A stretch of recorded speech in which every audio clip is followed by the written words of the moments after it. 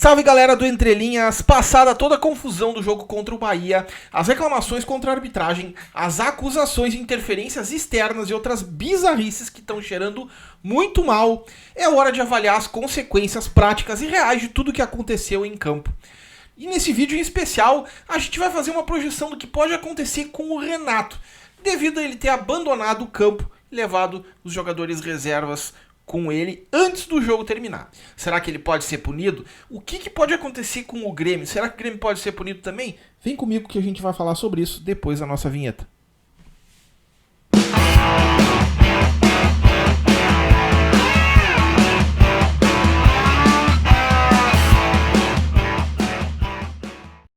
Pessoal, antes da gente avançar no nosso vídeo, vou pedir para vocês, claro, deixarem a curtida aqui no nosso vídeo e se inscreverem no canal, evidentemente, para que vocês continuem recebendo os nossos conteúdos aqui do canal do Entre Linhas.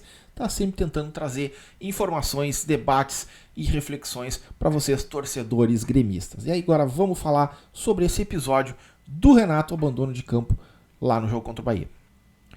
Pessoal, o Renatão terminou o jogo contra o Bahia pistolaço, soltou tiro para todos os lados, criticou a arbitragem, criticou tudo que ele podia e tem muita coisa que não dá nem para tirar a razão dele, já que a arbitragem do Braulio foi muito ruim.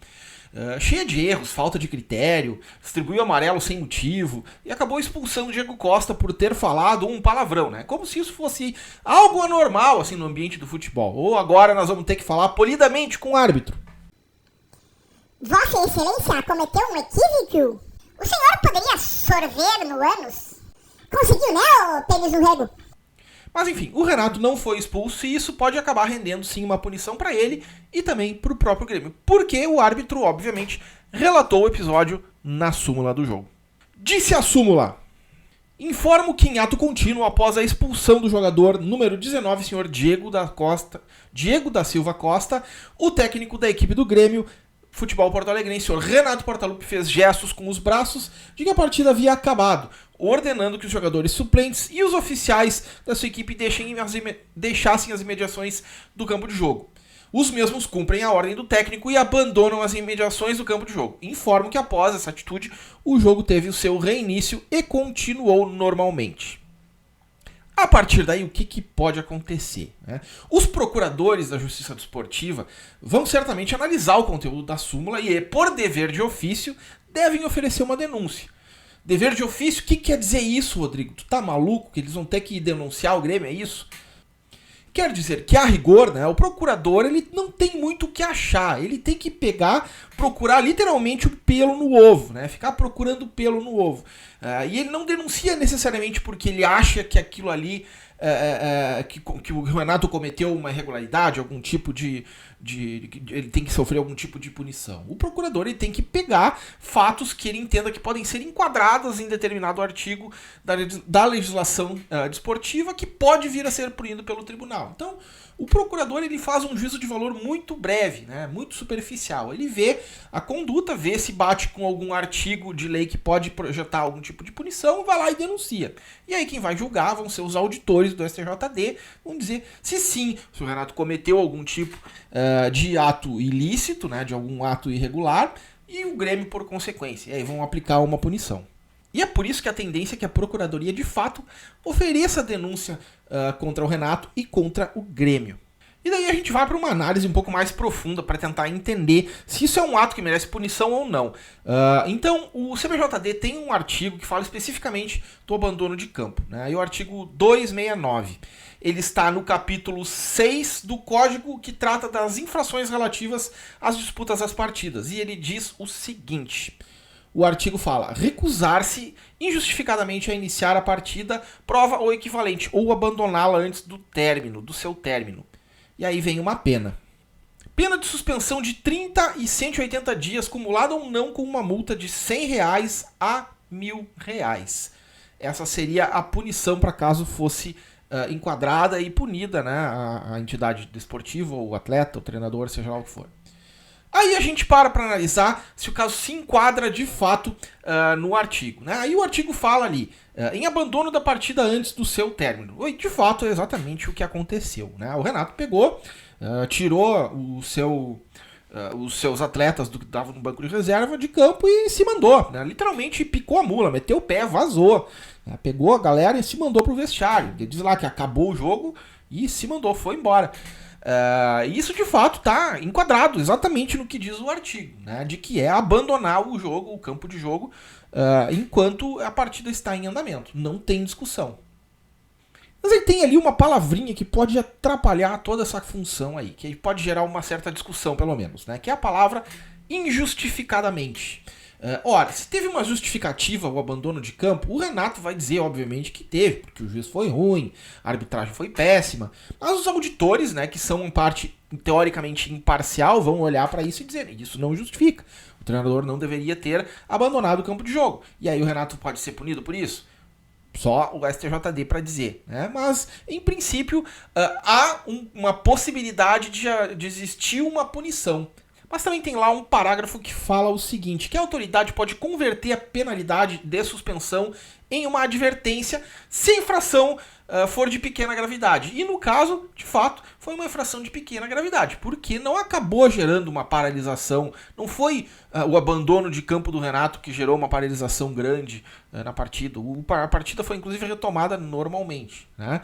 Isso foi dito inclusive na súmula. Então, em princípio, a gente não enxerga ali uma gravidade a ponto de impedir que essa penalidade, ainda que haja uma condenação, um reconhecimento de ilicitude e uma condenação do Grêmio do Renato, essa pena muito provavelmente pode ser convertida em advertência.